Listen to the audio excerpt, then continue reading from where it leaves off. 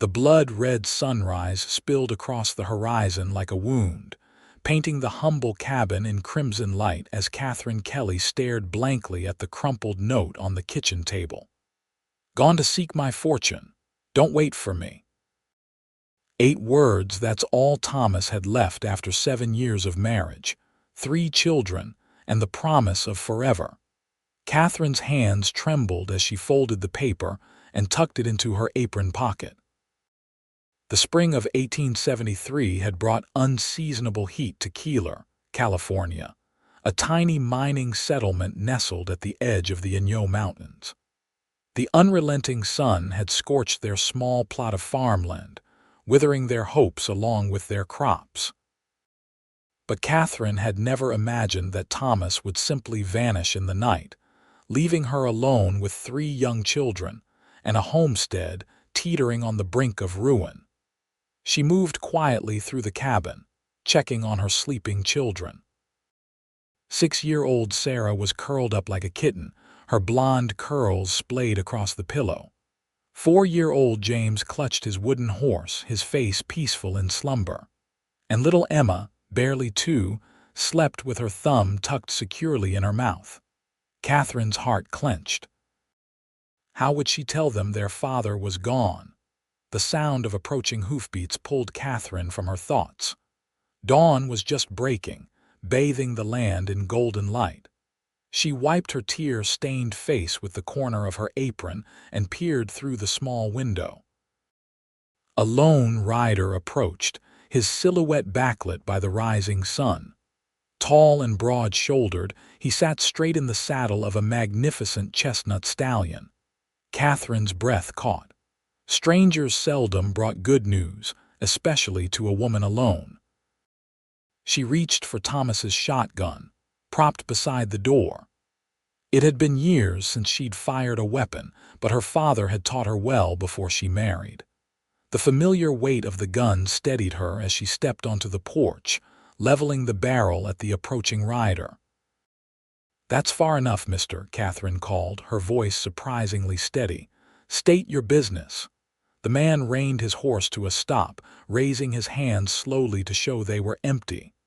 "Madam, I mean no harm." His voice was deep with a gentle southern drawl. "Name's Francis Parker. Looking for work and a place to water my horse." Katherine studied him. Beneath the dust of the trail, she could see he was younger than she'd first thought, perhaps 30 or so. His face was weathered by sun and wind, but his blue eyes were kind. A faded bandana circled his neck, and his worn leather vest had seen better days. The 6-shooter at his hip looked well-maintained but not flashy, a tool, not a showpiece. "There's a creek behind the barn," she said finally, lowering the shotgun slightly. "Water your horse and be on your way." "I've got no work to offer." Francis Parker tipped his hat respectfully. "Much obliged, madam." He dismounted with fluid grace and led his horse toward the barn, his spurs jangling with each step. Katherine watched him go, noting the way he moved alert but unhurried. He didn't have the swagger of a gunslinger or the furtive movements of a thief. Still, she kept the shotgun ready as she returned to the kitchen to stoke the fire and start breakfast. The children would be waking soon. She was mixing biscuit dough when a small voice came from the doorway. "Mama." "Where's Papa?" Katherine turned to see Sarah standing there, her nightgown rumpled and her eyes still heavy with sleep. Before Katherine could answer, a wail erupted from the bedroom. Emma was awake and calling for attention. "Your father had to go away for a while," Katherine said, wiping her hands on her apron. "Go check on your sister while I finish these biscuits, then we'll talk." Sarah nodded solemnly and padded back to the bedroom. Katherine pressed her palms against the table, steadying herself. One moment at a time. That's how she would get through this day and the next and all the days that followed. A knock at the door startled her. Francis Parker stood there, hat in hand, looking apologetic. "Begging your pardon, madam, but I noticed your fence is down on the north side."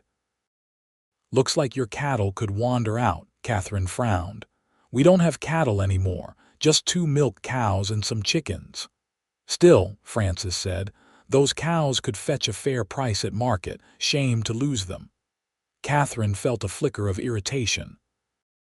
"Mr. Parker, I appreciate your concern, but Papa," James came barreling through the cabin, stopping short when he saw the stranger. His bottom lip quivered. "You're not my papa." Francis crouched down to the boy's level. "No, son, I'm not. Just a traveler passing through, name's Francis." James regarded him suspiciously. "Where's my papa?" Katherine's heart sank. "James, go help your sister with Emma. Mr. Parker was just leaving." Francis stood, his expression thoughtful. "Madam, I don't mean to intrude, but I'm handy with tools. I could fix that fence for you before I go." "No charge, just seems the Christian thing to do." Katherine wanted to refuse. She didn't need charity or complications, but the fence did need fixing, and with Thomas gone. "1 hour," she said firmly. "Fix the fence, then be on your way. There's tools in the barn." Francis nodded, settling his hat back on his head. "Yes, madam. 1 hour." 1 hour turned into 2 as Francis discovered more broken fence posts than first apparent.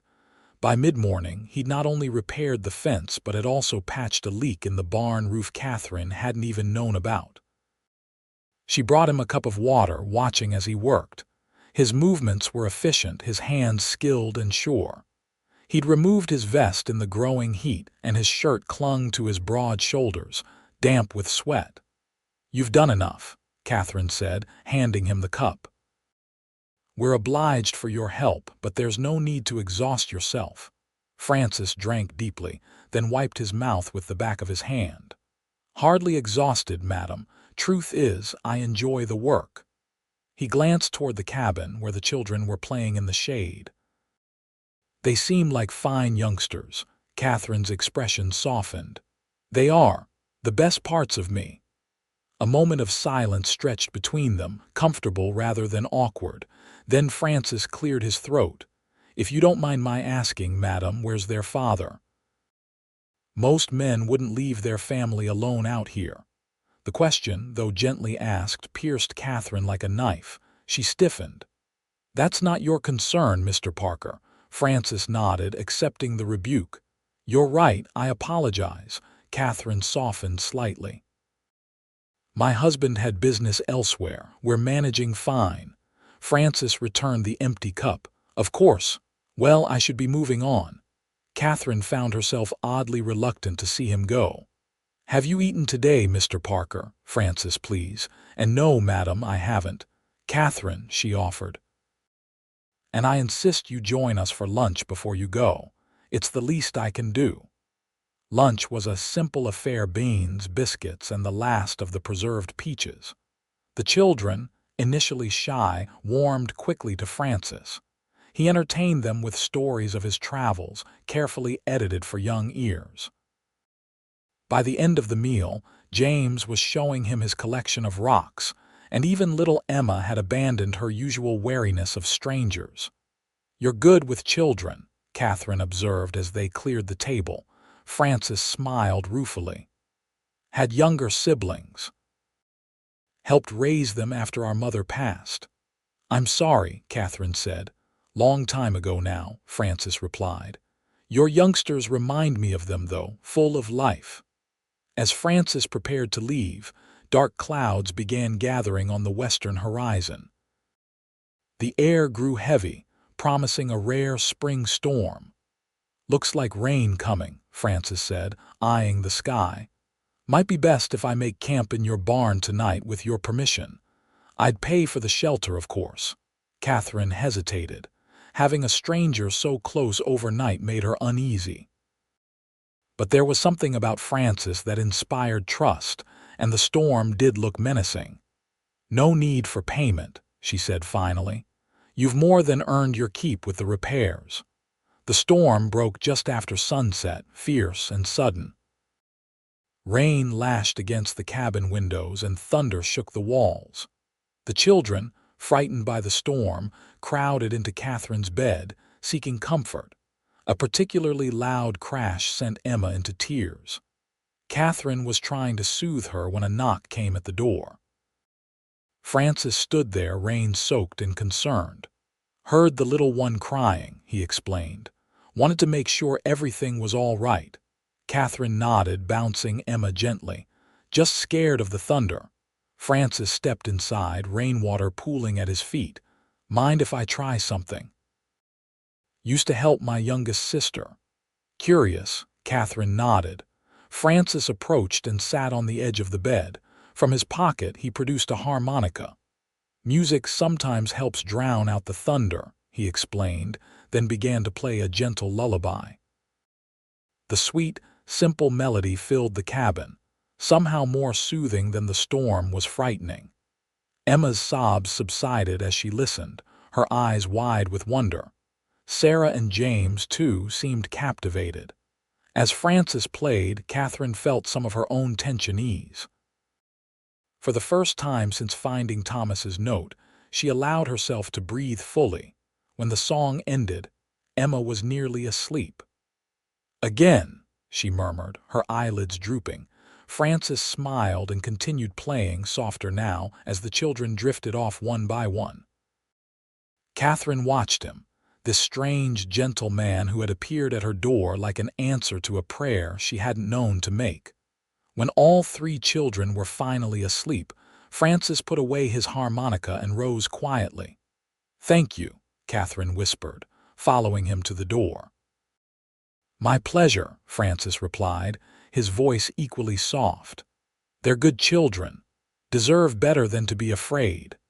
Something in his tone made Katherine think he wasn't just talking about the storm. Before she could respond, he was gone, slipping back into the rain toward the barn. Katherine stood at the window for a long time, watching the barn, lost in thought.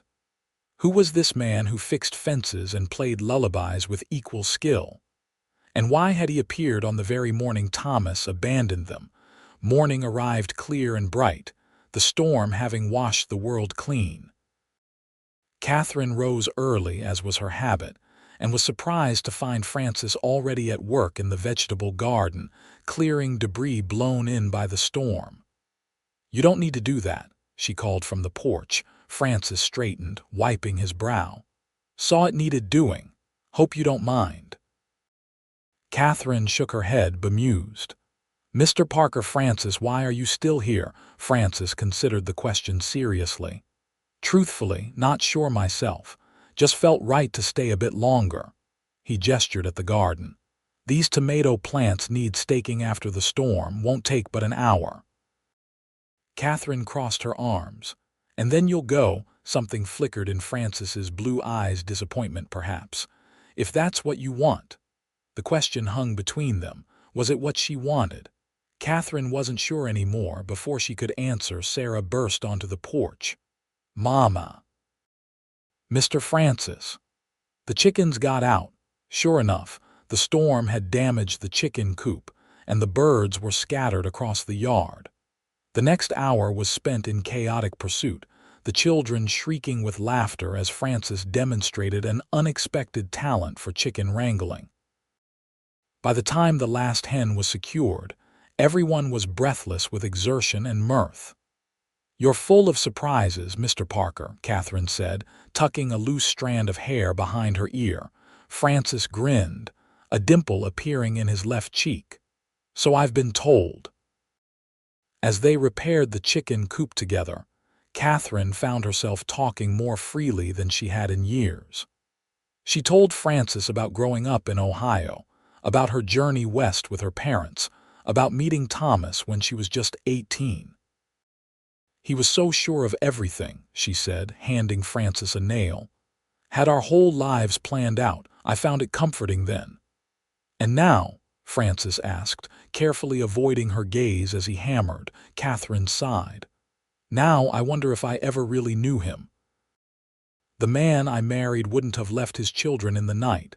Francis was quiet for a moment. "People change," he said finally. "Not always for the better." "Have you changed, Francis?" Katherine asked, surprising herself with the directness of the question.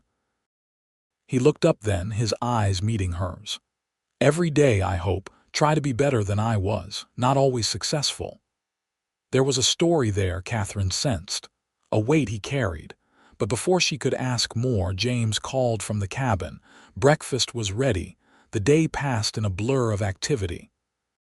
Francis seemed to discover a new repair job every time he completed the last one. By sunset, the homestead was in better shape than it had been in months. "You can't possibly leave now," Katherine said as they watched the children chase fireflies in the gathering dusk. "It's too dark to travel safely." Francis nodded, looking pleased. "If you're sure I'm not imposing." "Stay," Katherine said simply. "The barn is yours for as long as you need it." One day became 3, then a week. Francis settled into their lives with remarkable ease. He rose at dawn each day to begin work before the heat became unbearable, stopping only when Katherine insisted he rest or eat. The children followed him like ducklings, eager for his attention and stories. Katherine found herself watching him when he wasn't looking. The way his hands, strong enough to break fence posts, could be so gentle when helping Emma feed the chickens. The way his eyes crinkled at the corners when he laughed. The way he listened, truly listened when she spoke. It had been a long time since anyone had really listened to her. On the 8th day after Francis's arrival, disaster struck. Katherine was hanging laundry when she heard Sarah scream.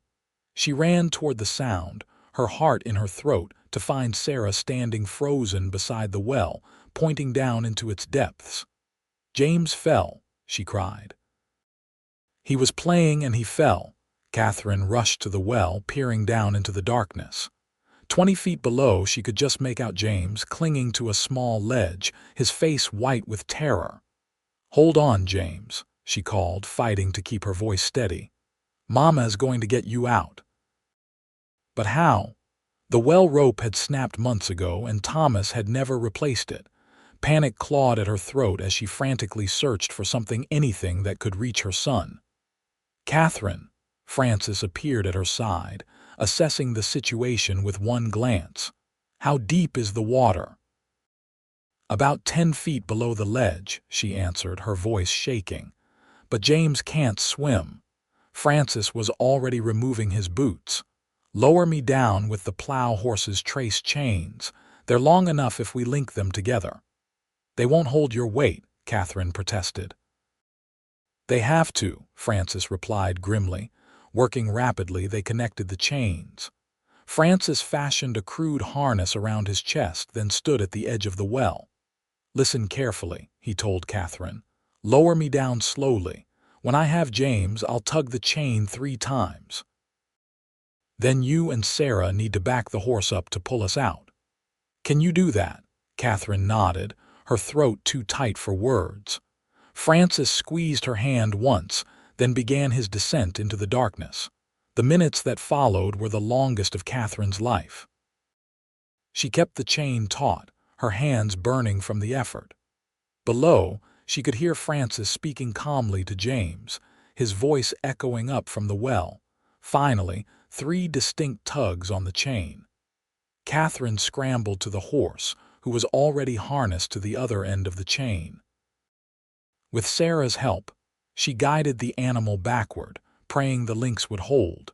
First James's head appeared over the well's edge, then Francis's, both of them soaked and muddy but blessedly alive. Katherine pulled her son into her arms, sobbing with relief while Francis collapsed beside them, breathing heavily. "You saved him," Katherine whispered, reaching for Francis's hand. "You saved my boy." Francis squeezed her fingers weakly. "Couldn't let anything happen to him, to any of you." That night, after the children were finally asleep, Katherine found Francis sitting alone on the porch steps, staring at the stars. Without a word, she sat beside him, close enough that their shoulders touched. "I keep thinking about what would have happened if you hadn't been here," she said softly. Francis shook his head. "You'd have found a way. You're stronger than you know, Katherine." "Perhaps," she acknowledged, "but I'm grateful I didn't have to find out." She hesitated, then asked the question that had been on her mind for days. "Why did you stay, Francis? Truthfully." Francis was silent for a long moment. "I've been riding for a long time," he finally said. "Town to town, job to job, never staying anywhere long enough to put down roots. But when I rode up that morning and saw you standing there with that shotgun, something just clicked into place." He looked at her, his expression open and vulnerable. "Felt like I'd found something I didn't know I was looking for." Catherine's heart quickened. "And what was that?" "Home," Francis said simply. "Or at least the possibility of one." The word hung in the air between them, heavy with meaning.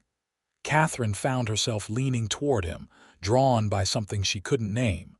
Francis remained perfectly still, his eyes never leaving hers, waiting for her to decide. And decide she did. Catherine closed the distance between them, pressing her lips to his in a kiss that was tentative at first, then increasingly certain. Francis's arms came around her, strong and steady, and for the first time since Thomas left, Catherine felt truly safe. When they finally parted, both a little breathless, Francis rested his forehead against hers. "I should probably mention that I'm in love with you," he murmured, "in case that wasn't clear." Catherine laughed softly, the sound bright in the night air. "I'm beginning to get the idea." 2 days later, Sheriff Daniel Morgan rode up to the homestead, his expression grave. Catherine watched his approach from the garden where she and Francis had been planting corn. "Mrs. Kelly," the sheriff greeted her, tipping his hat. "Got some news about Thomas." Catherine straightened, brushing dirt from her hands. Francis moved to stand beside her, his presence reassuring. "What is it, Sheriff?" she asked, dreading the answer. Sheriff Morgan dismounted, looking uncomfortable. "He's dead, madam. Found him in a gulch about 20 miles south of here. Looks like his horse threw him. Must have happened the night he left." Catherine closed her eyes, a complex wave of emotions washing over her: grief, anger, relief, guilt.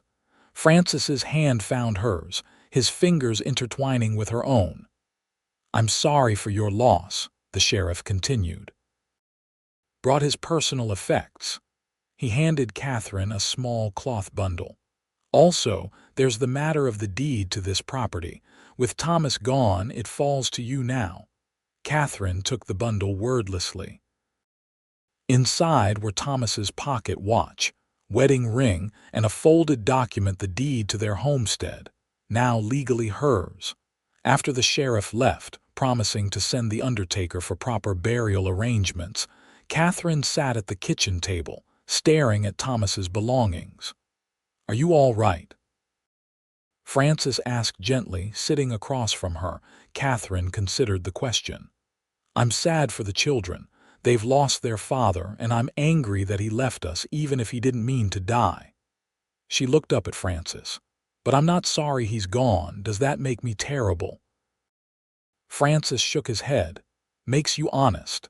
He abandoned you and the children, regardless of what happened after. You're entitled to your feelings."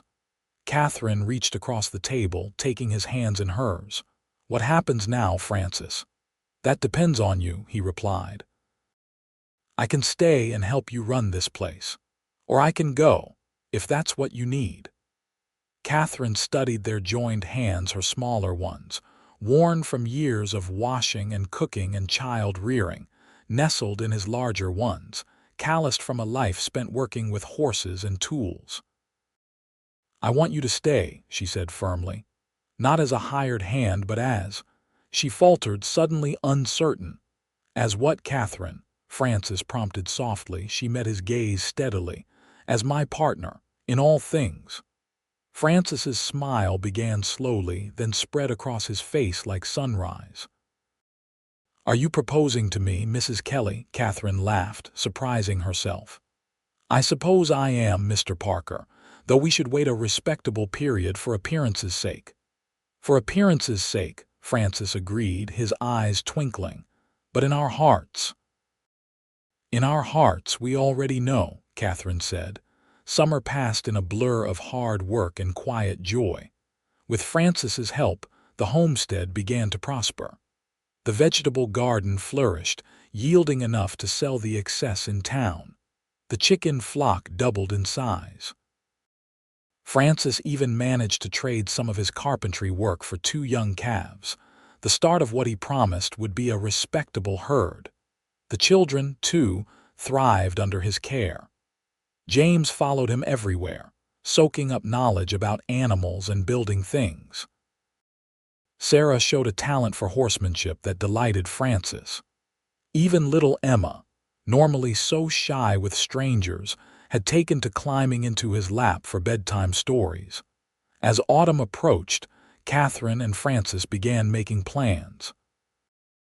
They would marry quietly before winter set in, with only the children, the preacher, and a few close friends as witnesses. "Are you sure you won't regret it?" Katherine asked one evening as they sat on the porch swing, watching the sunset. "Tying yourself to a widow with 3 children. You could have a simpler life." Francis tucked a strand of hair behind her ear. "I had a simple life. It was lonely." He kissed her softly. "I choose this one. I choose you." 3 days before their wedding, Katherine was baking bread when she heard an unfamiliar wagon approaching. She wiped her hands on her apron and stepped onto the porch, shielding her eyes against the late afternoon sun. A well-dressed couple sat in the wagon, looking out of place against the rustic backdrop of the homestead. The woman, elegantly attired despite the dust of travel, was searching the property with keen eyes. The man, gray at the temples and wearing a city suit, handled the reins with the awkwardness of someone unaccustomed to driving. Francis emerged from the barn, walking toward the newcomers with a cautious stride. Katherine joined him, curiosity mingling with wariness. "Can we help you?" Francis called as the wagon drew nearer. The couple exchanged glances. Then the woman spoke, her voice cultured and tinged with anxiety. "We're looking for Thomas Kelly's widow. Is this the Kelly homestead?" Katherine stepped forward. "I'm Katherine Kelly. Thomas was my husband." Relief washed over the woman's face. "Oh, thank goodness. We've been searching for days." She climbed down from the wagon with her husband's assistance. "I'm Eliza Whitfield. This is my husband, George. We're Thomas's aunt and uncle from San Francisco." Katherine blinked in surprise. Thomas never mentioned having family in San Francisco. Eliza's expression saddened. "No, I don't imagine he would have. There was a falling out many years ago." Thomas was very proud, and when George offered him help with his business ventures, he took it as an insult. George Whitfield nodded gravely. "We didn't handle it well, said things we regretted. By the time we tried to mend fences, Thomas had already headed west. We only learned of his passing from a business associate who happened to be passing through Keeler," Eliza continued. "We came as soon as we could." Katherine invited them inside, sending Francis to fetch the children from where they were playing by the creek. As she prepared tea, her mind raced. Thomas had never spoken of wealthy relatives. Had he been too proud to seek their help when the farm was failing? Or had the rift been too deep to bridge? When the children arrived, Eliza's eyes filled with tears. "They look so much like Thomas did at their age," she whispered. "Especially the boy." James regarded the strangers warily, while Sarah made a polite curtsy. Emma hid behind Francis's legs, peeking out occasionally. "Children," Katherine said, "these are your father's aunt and uncle from San Francisco. They've come a long way to meet you."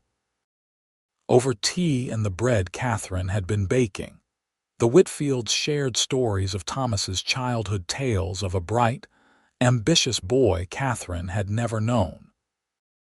It was like hearing about a stranger, this Thomas who had loved books and wanted to build ships before his father's death forced him to abandon his education. "We've come with a proposition," George said finally, setting down his teacup. "We'd like to offer you and the children a home with us in San Francisco. We have a large house and no children of our own." The children could receive an excellent education, and you would want for nothing. Katherine sat back, stunned by the offer. That's very generous, but this is our home. Of course, Eliza said quickly. We don't expect an answer immediately, but please consider it. We're staying at the hotel in Keeler for the next week. After the Whitfields departed, promising to return in a few days, Katherine and Frances sat at the kitchen table in silence. The children had been sent to play, though they'd protested, curious about the exciting strangers with their tales of city life and promises of new toys. It's a good opportunity for the children, Frances said finally, his voice carefully neutral. Education, comfort, prospects I can't offer them. Katherine studied his face. Are you suggesting I accept? Frances met her gaze steadily. I'm suggesting you consider what's best for them and for you. And us? Katherine asked softly. What about what we've built here? Frances took her hand. Katherine, I love you. I love those children as if they were my own, but I won't stand in the way of what might be a better life for all of you. Katherine withdrew her hand, suddenly angry. So you're giving up, just like that? No, Frances said firmly. I'm giving you a choice. A real one without my needs clouding your judgment. Katherine stood abruptly. I need to think. Alone. She grabbed her shawl and strode out the door, ignoring Frances's call after her. She walked to the small rise behind the cabin, where a single oak tree provided shade in summer and shelter from wind in winter. From here, she could see the entire homestead, the cabin with smoke curling from its chimney, the barn Frances had repaired, the garden where they'd worked side by side, the fence line that marked the boundary of their small kingdom. It wasn't much, compared to what the Whitfields offered. The winters were hard, the work never ending. The children's education consisted of whatever Katherine could teach them in the evenings, using the few books they owned. In San Francisco, they would have everything: schools, doctors, cultural opportunities. Sarah could learn music, James could study engineering, little Emma could grow up without the hardships of frontier life. But they would lose this place: the open sky, the freedom to run wild, the connection to the land. And they would lose Frances, who had taught James to fish, who braided Sarah's hair each morning, who carried Emma on his shoulders and showed her how to name the stars. The sun was setting when Katherine returned to the cabin. Frances sat alone at the table, his face drawn with worry. The children are in bed, he said as she entered. Asked for you. I'll look in on them in a moment, Katherine replied, removing her shawl. She sat across from him, her decision made. I'm not going to San Francisco. Relief flickered across Frances's features. Are you sure? It's a remarkable opportunity. It is, Katherine acknowledged, but it's not our opportunity. This is our home, Frances, the one we've built together. I won't trade it for all the comforts of San Francisco. Frances reached across the table, taking her hand. The children will grow up knowing what it means to work for something, to build something with their own hands, Katherine finished. They'll learn values no city school can teach them, and they'll have you. She squeezed his fingers. We all will. 3 days later, the Whitfields returned as promised. Katherine received them on the porch, Frances at her side. We've considered your generous offer, she told them, and we're deeply grateful, but our answer is no. This is our home. Disappointment crossed Eliza's face, but George nodded with understanding. Thomas was just as determined once he'd made up his mind, he said. We respect your decision. However, Eliza added, recovering quickly, we would very much like to maintain a relationship with you and the children.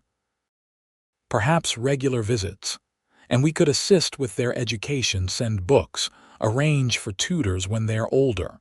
Katherine smiled, warming to this compromise. We would welcome that. Before departing, The Whitfields presented Katherine with a substantial sum of money, Thomas's inheritance. They explained, which was rightfully his children's now. It was enough to secure the homestead's future, to build the cattle herd Francis envisioned, to ensure the children would never know the desperate poverty that had driven their father away. As they watched the Whitfields' wagon disappear down the road, Francis wrapped an arm around Katherine's waist. "No regrets?" he asked softly. Katherine leaned against him, content. "Not a single one." They were married the following Saturday in the small church in Keeler. Katherine wore a new dress of blue calico, with wildflowers in her hair. Francis had splurged on a proper suit, and the children were scrubbed to gleaming perfection for the occasion. The ceremony was simple but heartfelt. When the preacher pronounced them husband and wife, Francis kissed Katherine with such tenderness that several of the ladies in attendance dabbed at their eyes. Sarah clapped with delight, James puffed up with importance as he handed over the ring, and Emma threw flower petals with more enthusiasm than accuracy. That evening, after a celebration at the homestead attended by their few neighbors and friends, Katherine and Francis stood on the porch, watching as the first stars appeared in the twilight sky. "Happy, Mrs. Parker?" Francis asked, his arms encircling her waist. Katherine turned in his embrace, lifting her face to his. "Completely, Mr. Parker." Inside, the children slept peacefully, secure in the knowledge that their family was whole again. Outside, the land stretched out around them, promising not riches but something more valuable, a life of purpose, of connection, of love freely given and gratefully received. 5 years later, the Parker homestead had grown almost beyond recognition. The original cabin had been expanded to a comfortable 6-room house. The barn housed a dozen cattle, 4 horses, and more chickens than anyone could count. The garden had become a proper orchard and vegetable farm, producing enough for their needs with plenty left to sell or trade in town. Most significantly, the family had grown. 2-year-old Michael Parker toddled after his older siblings, trying his best to keep up. Just 6 months old, Charlotte Parker observed the world from the safety of her father's arms, her curious eyes the same clear blue as his.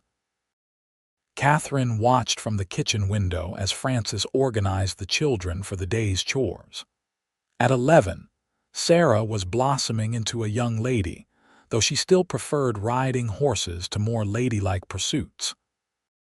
9-year-old James showed a remarkable talent for mechanics, constantly taking things apart and reassembling them, usually successfully. 7-year-old Emma had inherited her mother's practicality and her father's kindness, mediating disputes among her siblings with surprising wisdom. Francis caught Katherine watching and tipped his hat to her, a gesture that still made her heart skip even after all these years. She smiled back, remembering that dawn when he had ridden up to their doorstep, a stranger in need of water for his horse. How different their lives might have been if he had simply watered his horse and ridden on, as so many others would have done. Later that evening, after the younger children were asleep and Sarah and James were reading by the fire, Francis and Katherine sat on the porch swing, enjoying a rare moment of quiet togetherness. "I had a letter from Eliza today," Katherine said, resting her head on Francis's shoulder. "They're planning to visit next month. She's bringing a proper telescope for James, says it's time he learned astronomy." Francis chuckled.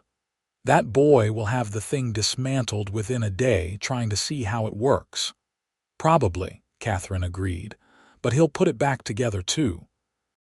"He always does." They swung in comfortable silence, watching as the moon rose over the mountains. Then Francis spoke, his voice thoughtful.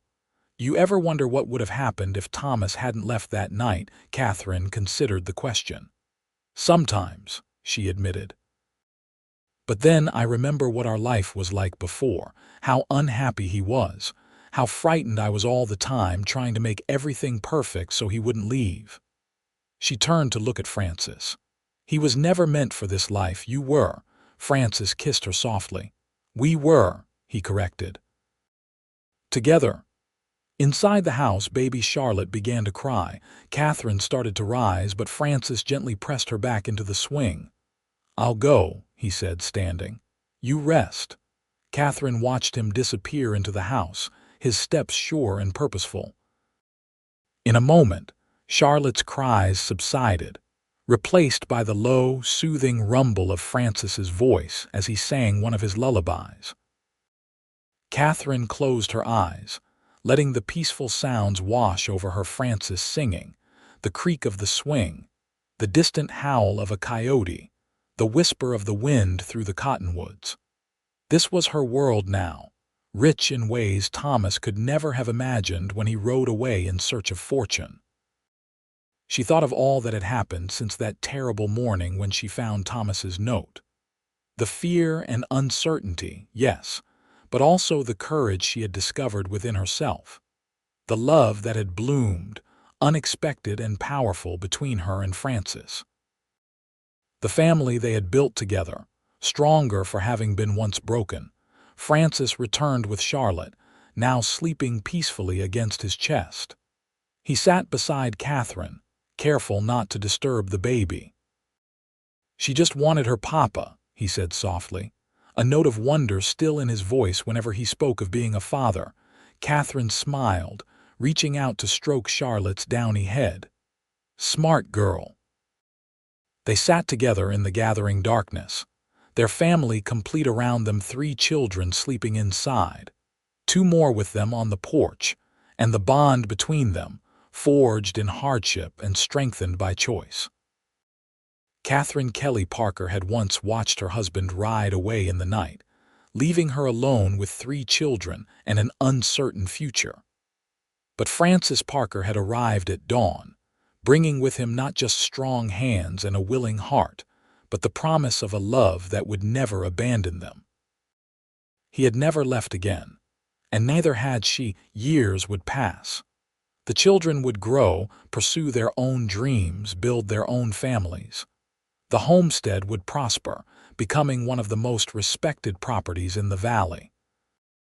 There would be hardships, droughts and harsh winters, illness and occasional conflict.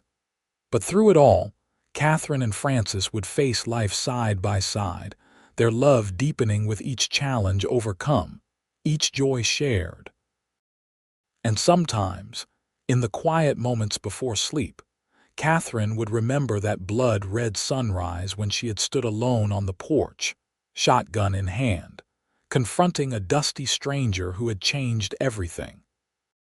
She would turn to Francis, still beside her after all these years, and whisper her gratitude for the man who had arrived at dawn and never left again.